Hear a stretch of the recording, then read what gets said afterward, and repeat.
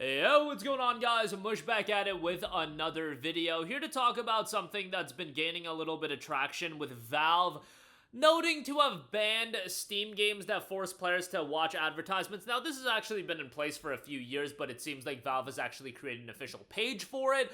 So we'll talk about that, and PC Gamer, I think, has a great article up on the PlayStation Network outage, and then also PSN account linking requirement that PlayStation had for a little bit, and now, wow, PC players were proven right very, very quickly when all that happened. So we'll talk that in a little bit.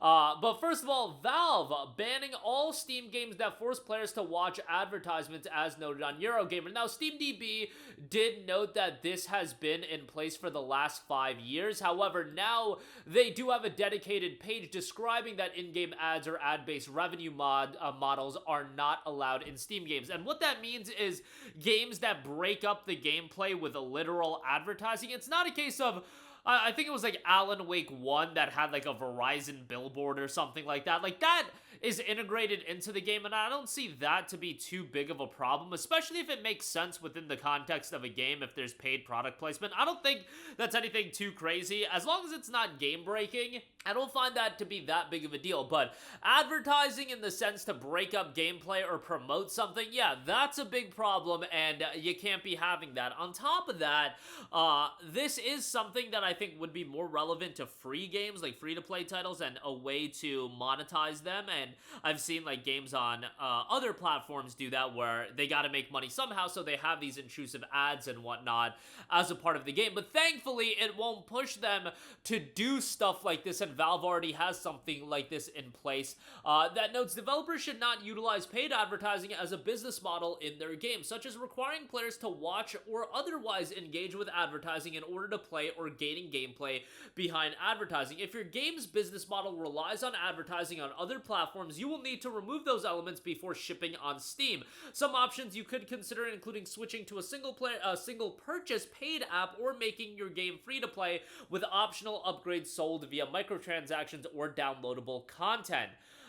This is something that, you know, again, has been in place for a little while, but it's good to see Valve has measures in place that counteract, I don't want to say shady behavior, but behavior that I think would annoy a lot of people, especially because, well, what if you have a pay-to-play game and you're still implementing things like this? You don't want to get into a world where something like that is even tried, and thankfully, Valve has put the stop on that right out the gate. I would implore there to be other areas that Valve and other storefronts do look at as far as these games. And I don't know who in particular, with the point I'm about to make, is responsible for looking into something like this, but in the case of like these sports games with their gambling gimmicks tied to them, it's whatever, I guess, if it's a part of these games. But for example, a while ago, I was playing one of the WWE games. I don't remember if it was 2K23 or if it was 24. I think it was 24. Maybe it was one of the recent ones that have the trading card gimmick built into it. And that's something I would never mess around with, you know. Let me just do my Hell in a Cell matches and let me move on with my life. I ain't trying to mess around, but every time you boot up the game, or every time a relevant update to that mode, you're getting a pop-up, hey, this just dropped, go check it out. And then they have that mode so big and prominently displayed in the menu. I believe it's one of, if not the most prominent bar in the menu as well. And then if you click on that, it also gets you into this tutorial phase where even if you accidentally clicked it, again, it's this big part of the menu, you have to go through this tutorial and you can't back out unless you know, minimize the game and just close it outright.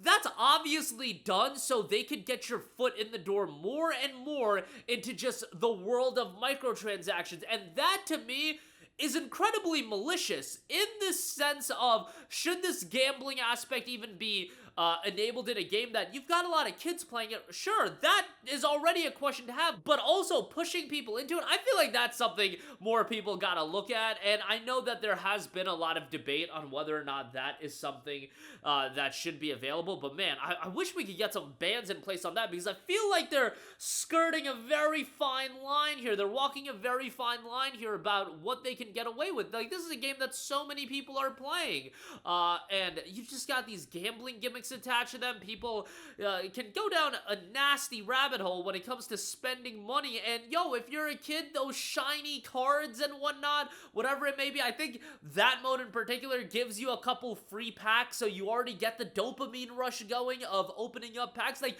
you can tell what they're doing, and I just being exposed to that, I'm just like, yo, we gotta put some terms and services in place or banning of doing it that way. It's already one thing when you're doing the gambling shtick in these video games, but, and let's be real, like, Counter-Strike has that as well. Valve's own games do have the gambling aspect. It's just with the WWE game, for example, it's a $60 purchase, and on top of that, the way that it's implemented, I was just like, man, this is just, it comes across incredibly malicious. I don't know, maybe I'm out to lunch on that take, and I know that's kind of different from the advertising take, but it's all about making money within the video games, and I just think we do have to look at that a little bit more, and there has to be some sort of boundary that we're not crossing. When it comes to being forced to watch advertisements, I think that is a boundary that you're crossing as well from your own gaming experience being hampered as far as that's concerned. Alright, moving on from that, I do want to quickly talk about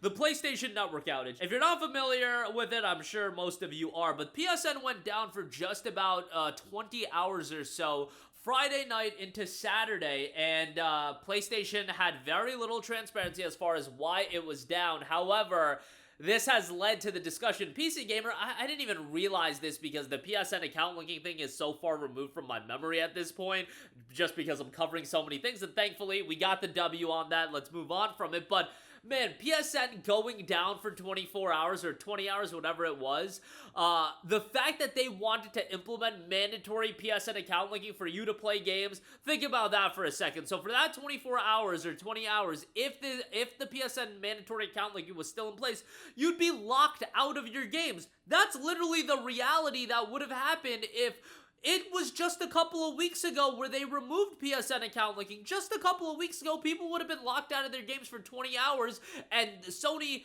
and PlayStation, rightfully at that point, would have been completely crapped on for actually locking people out of totally single-player games.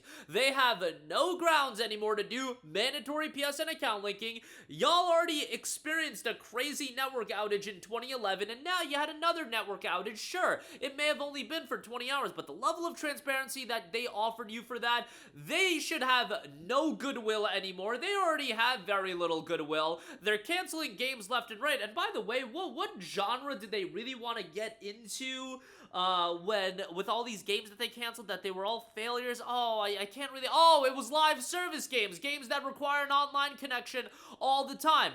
Good on you, Sony. Good on you for that one. Man, they are so lucky that they have absolutely no competition, because Sony right now is getting into washed territory, and I'm not saying that they're washed because, you know, they had a couple of bad years. Spider-Man 2 I still thought was a really good game, and that came out in 2023, but Spider-Man 2's PC release was terrible. PSN account linking, that was a, fumble as well, and then you're talking about all these canceled live service games. Man, they are so lucky they have no competition, because this would be a great opportunity for another player to come in and kind of take some of the market share from Sony, because they're not releasing any games on their own platforms. They're relying on Xbox is going to be releasing more games on PlayStation than PlayStation going to be releasing on PlayStation. I find that to be the most incredible thing ever, but yeah, just thought that was a pretty interesting thing to note, and hopefully they'll never try to go down the route of PSN account linking again, especially with a disaster like this. But that'll do it for me. Again, this ban has been in place on Valve and Steam for a while, forcing players to watch advertisements, but thankfully, that's a pretty good thing, all things considered. And the PlayStation Network outage definitely points towards PSN account linking. Definitely should never be a thing in Steam and PC gaming ever again. Y'all tried, y'all failed miserably. GG no re on that one. But yeah, that'll do it for me. Let me know all of your thoughts in the comment section down below. As always, guys, thanks for watching, and I will catch you guys in the next one. Peace out. Hey, what's going on, guys? Mush here again. Hope you enjoyed the video. As you guys might know, YouTube's notification system is sometimes a little bit wonky, even if you're subscribed to the channel. Maybe you're not abundantly aware that I uploaded a video. To remedy that situation, make sure you hit the bell notification button. This way, whenever I upload a new video, and I try to upload as consistently as possible, you will be notified directly of the upload, and you can watch it as soon as it goes live. I would really appreciate if you guys hit that button so you can stay up to date with all of the content I'm posting. But as always, guys, thanks for watching, and I'll catch you guys in the next one. Peace out.